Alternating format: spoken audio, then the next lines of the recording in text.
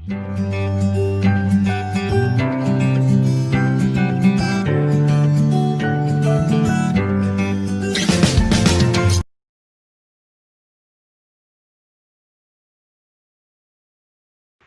विद्यार्थी मित्रांनो. तर आज आपण इयत्ता 10वीच्या सेमी मराठी माध्यमासाठी गणित भाग 1 मध्ये सराव संच 3.3 नववा प्रश्न आणि 3.4 पहिला प्रश्न बघणार आहोत. ठीक आहे. तर नववा प्रश्न मी एवढ्यासाठी मागे ठेवलेला की तुम्हाला तो क्लिअर एक्सप्लेन व्हावं आणि व्यवस्थित तो समजावं. हॉट क्वेश्चन नाही आहे तरी सुद्धा तो परीक्षेला बऱ्याच वेळेला विचारला जाण्याची शक्यता आहे. IMP क्वेश्चन आहे आणि 3 मार्कासाठी तो मोस्ट IMP क्वेश्चन आहे. तर बघा प्रश्न काय दिलेला आहे. आपल्याला प्रश्न सांगितलेला आहे, एका अंकगणित श्रेणीचे 90 पद शून्य आहे, तर 29वे पद 19व्या पदाच्या दुप्पट आहे हे दाखवा. बघा आपल्याला काय केलंय, 90 पद सांगितलंय, 90 पद शून्य आहे, 29वे पद आपल्याला सांगितलंय की 19व्या पदाच्या दुप्पट आहे, म्हणजे 9, 19, 29 अशा पदांचा आपल्याला संबंध दिलेला आहे. 90 पद शून्य आहे आणि 29वे पद 19व्या पदाच्या दुप्पट आहे. त्याच्यानंतर इंग्रजीमध्ये पण आपण ही कंडिशन बघूया. If the ninth term of an AP is 0, then show that 29th term is twice the 19th term. Okay, जे 19वे पद आहे ते 19व्या पदाच्या 29th टर्म ट्वाइस म्हणजे डबल आहे. ओके, आपण सपोज करूया आपल्याला जी कंडिशन दिलेली आहे त्या नेमक्या काय आहे. बघा आपल्याला सांगितलंय T90 आहे, T90 आहे आणि आपलं प्रूफ काय करायचं आहे. तर आपलं प्रूफ करायचं आहे T9 हे काय आहे, डबल आहे. कशाच्या, T29 च्या. ओके, T29 चे ते काय आहे, डबल आहे, हे आपल्याला प्रूफ करायचं आहे. ठीक आहे, आपण सपोज करूया. Suppose first term of an AP is equal to A. मराठीमध्येच पण हे इथे लिहितो, हे इंग्रजीमध्ये जे आपण लिहिलं आहे त्याच्यात लगतच मी लिहिण्याचा प्रयत्न करतो. ओके, पहिले इंग्रजीमध्ये दोन्ही वाक्य आपण लिहूया. बघा, समजा पहिले पद अंकगणित श्रेणीचे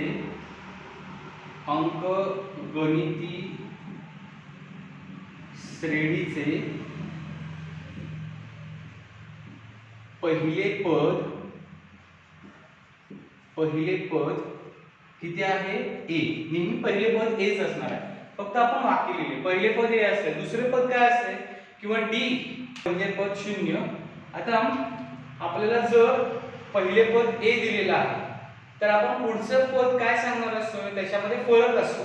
मग पहिले पद A असेल तर दुसरे पद शोधायला मागच्या उदाहरणांमध्ये आपण बघितलेलं की A अधिक D असतं. आता म्हणजे थोडक्यात दुसरे पद याच्यानंतर जर शोधायचं असेल तर आपल्याला फरक माहित पाहिजे, म्हणून कॉमन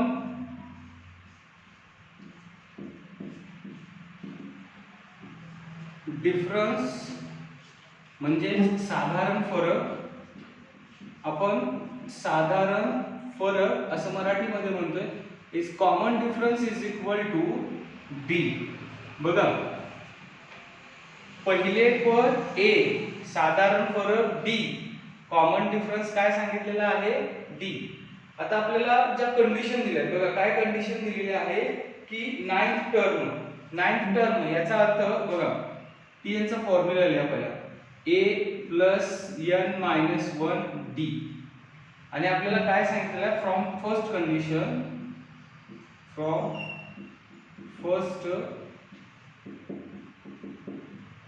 कंडिशन म्हणजे पहिल्या अटीनुसार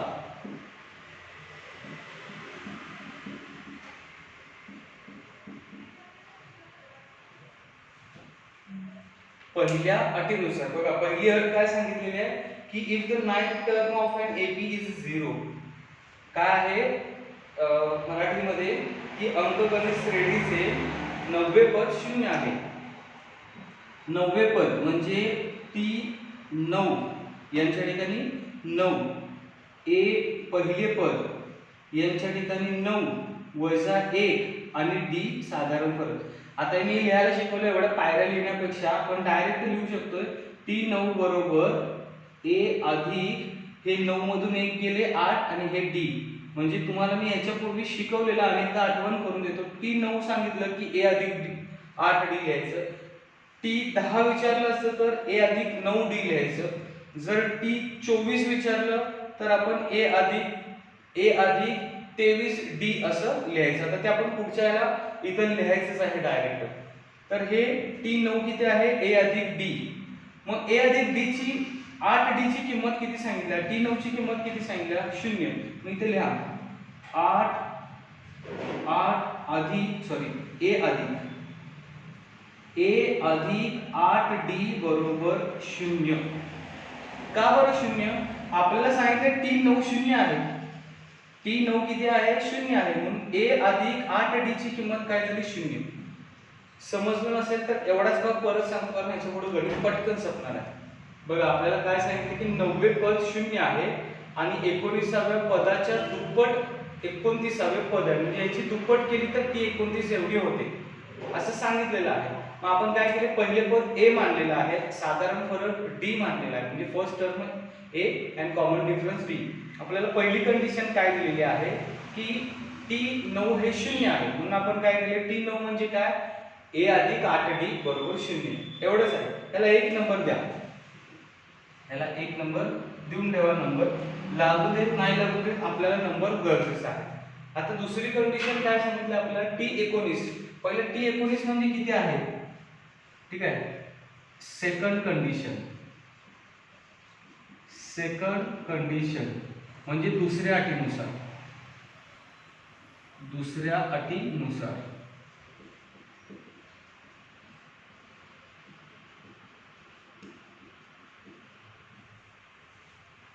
बघा, दुसऱ्या अटीनुसार काय सांगितलं आपल्याला, दुसऱ्या अटीनुसार की टी 19 हे काय आहे, त्याची किंमत टी 29 च्या निम्मी होणार आहे. म्हणजे टी 29 दुप्पट आहे टी 19 च्या, ह्याची किंमत ह्याच्या दुप्पट आहे. मग पहिला आपण टी 19 ची किंमत काढूया. टी 19 म्हणजे आता काय होईल, आता या पद्धतीनं टी 19 म्हणजे काय होईल, ए अधिक 18 डी. आता मी ते सूत्र वापरून नाही लिहिलं, मी तुम्हाला शिकवलं आता. ए अधिक 8 डी म्हणजे टी 9 होतं. तसं टी 19 म्हणजे काय, ए अधिक 18 डी. 18 डी म्हणजे काय असणार आहे, 18 डी म्हणजे जर आपण डी चं विभाजन केलं, कुठले सूत्र नाही, विभाजन केलं, जर 8 डी अधिक 10 डी काय केलं, अनेकदा सांगतो. 18 डी एक नाही तर एकूण डी 18 आहेत. मग त्यामध्ये इथं 8 डी लिहिले कारण आपल्याकडे किंमत आहे, आणि इथं लिहिलं 10 डी म्हणजे 10 आणि 8 18. किंमत कमी केली आपण, 10 आणि 8 18. आता टी 19 याची किंमत आहे 0. ती 0 किंमत इथे लिहा. अधिक किंमत लिहिणं गरजेचं आहे, डायरेक्ट लिहायचं नाही. आणि इथे लिहा फ्रॉम फर्स्ट म्हणजे मराठीमध्ये 1 वरून. आता जी किंमत ऍड केली ती कंप्लीट करा. आपले टी 19 म्हणजे 0, इथे 0 आहे, याचा अर्थ टी 19 बरोबर किती आहे, 10 डी एवढे आहे. ह्याला 2 नंबर द्या. लक्षात आलं, टी 19 हे 0 आहे, 0 म्हणून याला काही किंमत नाही, 10 डी एवढी किंमत झाली. टी 19 ची किंमत 10 डी एवढी झाली. सेम आता थर्ड कंडिशन बघा, ऍक्च्युअल कंडिशन एवढे दिलेले नाहीयेत, आपण ते समजण्यासाठी केलं. तिसऱ्या अटीनुसार म्हणजे अटी आपण काय केले, आपण तयार केल्या की जेणेकरून तुम्हाला ते समजण्यासाठी सोपं व्हावं आणि पेपरला सुद्धा असं सोडवा. बघा, टी 29 म्हणजे काय होणार, ए अधिक 28 डी. ठीक आहे, आता हे सगळ्यांना समजले. मग T28 सेम याच पद्धतीमध्ये त्याचं डिवायडेशन करा. T29 बरोबर A अधिक 28D म्हणजे 20D. 20 ऐवजी पहिला काय लिहा 8D, इथं लिहा म्हणजे किंमत ऍड करायला सोपं जाईल. 8D अधिक 20D. 20 आणि 8 28. T29 बरोबर A अधिक 8D. A अधिक 8D म्हणजे किती आहे 0. पुन्हा इथे 0 लिहा आणि हे 20D. मग T29 बरोबर हे 0 आहे, हे 20D आहे. शून्याला काही किंमत नाही, या पद्धतीने काय आले ते 20D. बघा दुप्पट आले का नाही. हे T19 किती आहे 10D, त्याचे दुप्पट 20D आहे. तर लिहा थर्ड. आता काय राहिले आपल्याला फक्त प्रूफ करायचं होतं. हे 10D आहे, हे 20D आहे. मग इथे लिहा. थोडंसं मी काय करतो वरच्या बाजूने लिहितो. T19 बरोबर 10D. त्याला जर 2 न गुणले तर T19 बरोबर 2 गुणिले 10D. जर T19 ला 2 ने गुणले म्हणजे 10D ला 2 ने गुणले तर हे 2T19 बरोबर 10 दोन्ही 20D. तुम्ही हे इथं जरी सोडवलं तरी चालते, पण आधी कसं सोडवणार म्हणून तुम्हाला मी इथंच सांगितलं. T19 बरोबर 10D. 10D म्हणजे आपल्याला काय सांगितलं दुप्पट केलं. T19 2 नेच काय गुणलं आपल्याला हे दुप्पट करायचं आहे म्हणून त्याला 2 ने गुणले. मग दोन्ही बाजूला गुणायचं. T19 गुणले 2, 10D ला सुद्धा 2 ने गुणले तर 20D आले. मग आता बघा म्हणून हे सुद्धा 20D आहे, हे सुद्धा 20D आहे. याला एक नंबर द्या. 4 नंबर आलेला आहे आपला. म्हणून T19 बरोबर T29. आणि याचं कारण काय 3 व 4 वरून, म्हणजे इंग्रजीमध्ये आपण काय म्हणतोय फ्रॉम थर्ड अँड फोर्थ. बघा T29 किती आहे 20D. T19 किती आला का 20D. खरं कसं याची जर डबल केली तर, आणि T29 20D आहे. हे असं या पद्धतीनं प्रूफ करायचं होतं. तुम्हाला नंबर कसे डबल केले ते सुद्धा मी इथं सांगितलं. हे डबल करायचं आहे, हे जर स्टेप नाही केलं तर तुमचं मार्किंग कट होऊ शकतं. आता आपण बघणार आहे तो प्रॅक्टिस सेट 3.4.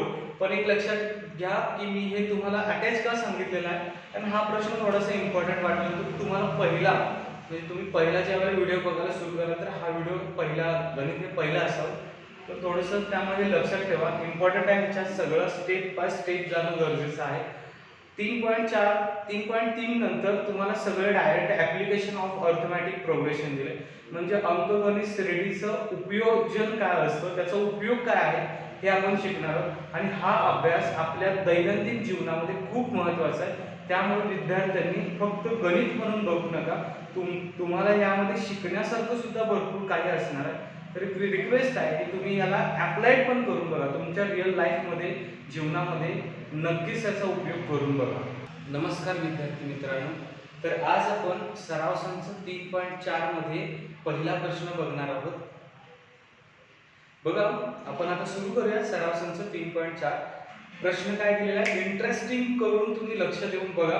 बघा सानिकाने 1 जानेवारी 2016 ला ठरवले की त्या दिवशी 10 रुपये, दुसऱ्या दिवशी 11 रुपये, तिसऱ्या दिवशी 12 रुपये अशा प्रकारे बचत करत राहायचे.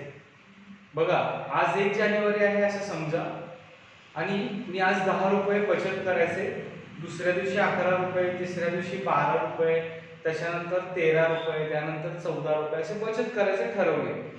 तर 31 डिसेंबर 2016 पर्यंत तिची एकूण बचत किती झाली असेल. आता एक सोपं जरी प्रश्न असले इंग्लिशमध्ये पण आपण बघणार आहोत, पण एक गोष्ट लक्षात ठेवा. बघा किती सोपा प्रश्न आहे. आपण म्हणजे आता मी नाही पण तुम्ही तुम्ही आता शाळेच्या वयामध्ये एक गोष्ट करत असता, तुमच्याकडे भिशी असते आणि त्या भिशीमध्ये तुम्ही 1 रुपया, 2 रुपये, 10 रुपये, 500, 100 जसे जमतील तसे रुपये साठवत असा. पण जर त्याला सिक्वेन्स ठेवला, जास्त आले त्या दिवशी पण आपण थोडंसं संयम ठेवला की आज 1 रुपया टाकलाय, उद्या 2 रुपये, त्यानंतर 3 रुपये. तसं इथं काय केलेलं आहे, पहिल्या दिवशी 10 रुपये, दुसऱ्या दिवशी 11 रुपये, तिसऱ्या दिवशी 12 रुपये साठवले. मग वर्षाच्या शेवटी 31 डिसेंबरला माझ्या भिशीमध्ये किती रुपये साठले असतील? बघा, खरोखर खूप चांगला प्रश्न विचारलाय. तुम्हाला हा प्रश्न नक्कीच पडला पाहिजे. मी जर 10, 11, 12 असे रुपये साठवत आलं तर माझ्याकडे किती रुपये साठतील? विचार करा. आता हे पैसे तुमच्याकडे आहेत आणि ते किती आपल्याला शोधायचं आहे. दुसरी गोष्ट यामध्ये काय आहे, विचार करण्याची. 2016 हे वर्ष का दिलेलं आहे? कारण 2016 हे लीप वर्ष आहे. 2016 हे जे इयर आहे ते लीप वर्ष आहे आणि जर लीप वर्ष असेल तर त्या वर्षांमध्ये 2016 हे लीप वर्ष आहे. त्यामध्ये फेब्रुवारी महिना जो असतो तो 29 दिवसांचा असतो. म्हणजे दर 4 वर्षांनी फेब्रुवारी महिना येतो. कुठले लीप वर्ष असतात तर ज्या वर्षाला 4 ने भाग जातो त्या वर्षाला लीप वर्ष म्हणतात. जसं की 2000, 2004, 2008, 2012, 2016, 2020. आता असं जे 2020 सुरू होतं ते लीप वर्ष होतं आणि 29 दिवसांचा फेब्रुवारी महिना होता. म्हणजे समजा कोणाचा हॅपी बर्थडे असेल 29 फेब्रुवारीला तर तो त्याचा हॅपी बर्थडे वाढदिवस हा दर 4 वर्षांनी एकदाच साजरा करू शकतो. ठीक आहे, तर ती खूप इंटरेस्टिंग गोष्ट तुम्ही लक्षात ठेवणं गरजेचं आहे. आता आपण प्रश्नाकडे बघूया. बघा, आपल्याला काय सांगितलेलं आहे की सानिका पहिल्या दिवशी 10 रुपये, म्हणजे आपल्याला हे जे काय आहे कंडिशन मध्ये लिहायला लागणार. फर्स्ट मी इंग्रजीमध्ये पण प्रश्न सांगतो. On 1st January 2016 Sanika decided to save 10 rupees, 11 rupees on second day, rupees 12 on third day. If she decided to save like this, then on 31st December 2016 what would be here total saving? तिचं total saving काय असणार आहे? Okay, पहिला तुम्हाला असं लिहावं लागणार आहे. मराठीमध्ये पण वाक्य सांगतो, इंग्रजीमध्ये पण. पहिल्या ओळीत फक्त वाक्य आहे, ठरवलेली बचत. सानिकाने ठरवलेली बचत. इंग्रजीमध्ये कसं लिहिणार आहे? सानिका डिसाइडेड टू सेव्ह मनी. म्हणजे स्टेटमेंट आपला असं होणार आहे, Sanika decided to save money. सानिकाने काय ठरवलेलं आहे की आपल्याला मनी सेव्ह करायचं आहे. तसं first day 10, second day 11, third day 12 as it is. सानिकाने ठरवलेली बचत म्हणजे Sanika decided to save money 10, 11, 12. Here Sanika saving arithmetic progression. म्हणजे सानिकाची बचत, मराठीमध्ये काय होणार आहे? सानिकाची बचत अंकगणिती श्रेणी.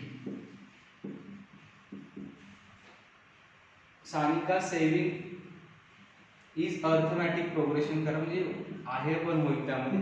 सानिकाची बचत अंकगणित श्रेणी आहे. सानिकाची बचत काय आहे? अंकगणित श्रेणी आहे. Here Sanika saving is arithmetic progression.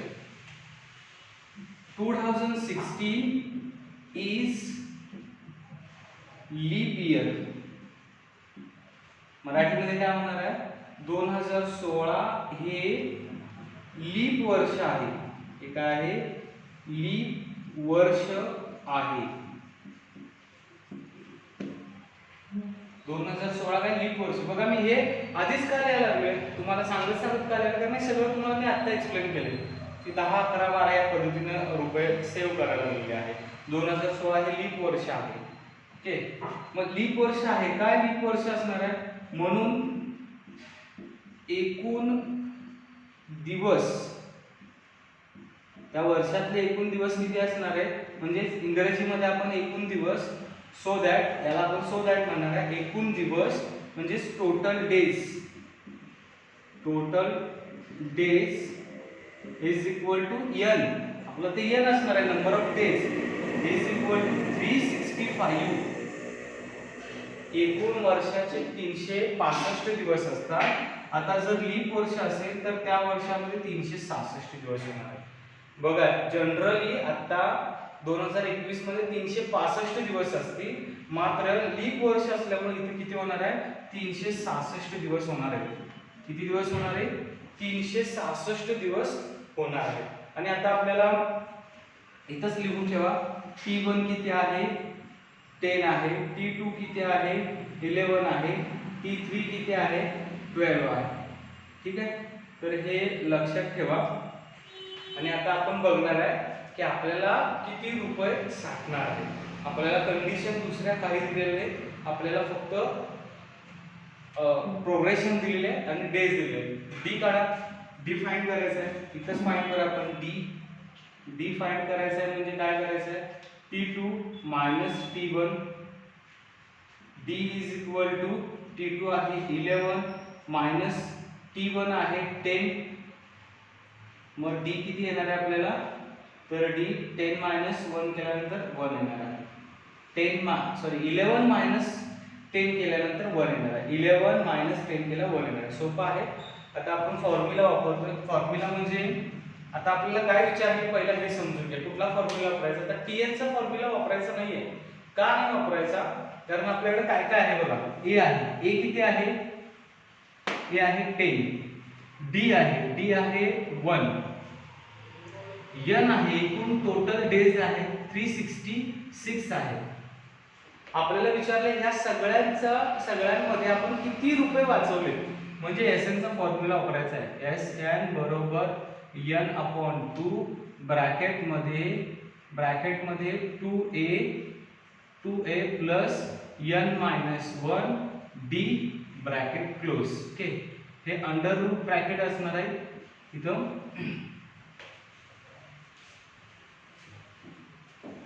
Value add करायची त्याने आपल्याला सोडवायचं आहे. बघा, n च्या ठिकाणी 366 is equal to 366/2, 2a 2 into 10 plus n च्या ठिकाणी आता 366 minus 1 आणि d च्या ठिकाणी सुद्धा 1. यस 366 365 दिवसांचे माझी बचत किती, 366 भागिले 2 केल्यानंतर बघा 3 बेत्रिक 6 बेत्रिक 6 आणि ठीक आहे सॉरी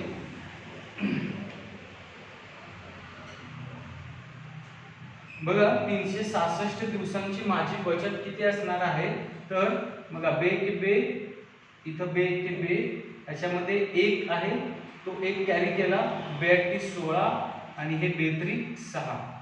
साधा 366 ला निम्म करा, 366 च्या निम्मे 183. बघा 3 × 6 8 × 16 हातच्याला गेलेला 1 आणि बे के बे आणि हातच्याला गेलेला 1, तो 3 झाला. इथं आता ब्रॅकेट ऑफ करायचा.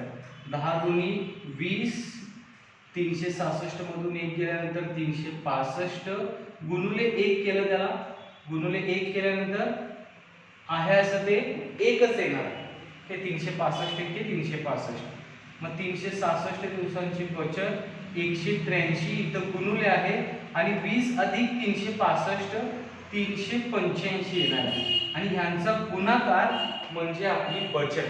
आता तुम्ही विचार सुद्धा केला नसेल की जर तुम्ही सुद्धा ह्या पद्धतीनं ठरवलं की जर आपल्याला बचत करायची आहे तर काय येऊ शकतो. 70,455 रुपये बचत करू शकतो. 70,000 रुपये आपण सेव्ह करू शकतो. मी गुणाकार डायरेक्ट अधिक केला आणि तो तुम्हाला सांगितलं, तुम्ही करून बघा. 70,455 रुपये आपण एका वर्षामध्ये साठवू शकतो जर आपण ठरवलं. मला सांगा, एका दिवसामध्ये शेवटच्या दिवशी आपण पहिल्या दिवशी 10 रुपये टाकतोय, दुसऱ्या दिवशी 20 रुपये टाकतोय, 11 रुपये, 12 रुपये, 13 रुपये. याचा अर्थ जास्तीत जास्त माझ्या अंदाजाने आपण शेवटच्या दिवशी म्हणजे ज्या दिवशी 366वा 31 डिसेंबर असेल त्या दिवशी आपण जास्तीत जास्त 376 रुपये टाकणार आहे. किती? 376. म्हणजे आपण 500 रुपयाची नोट एकदा सुद्धा टाकली नाही यामध्ये. 366 रुपये आहेत, 66 दिवस आहेत म्हटलं 10 ऍड करा तर 376 रुपये आपण ह्यामध्ये ठेवणार आहोत. शेवट मोठी रक्कम 376 रुपये, पण 70,455 रुपये आपण त्या दिवशी बाहेर काढणार आहोत. आपल्याकडे 70,000 रुपये असणार आहे. आणि जर आपण अशा पद्धतीने 4 वर्ष जरी केलं तर किती रुपये आपल्याकडे साठवू शकतील याचा जस्ट विचार करून बघा.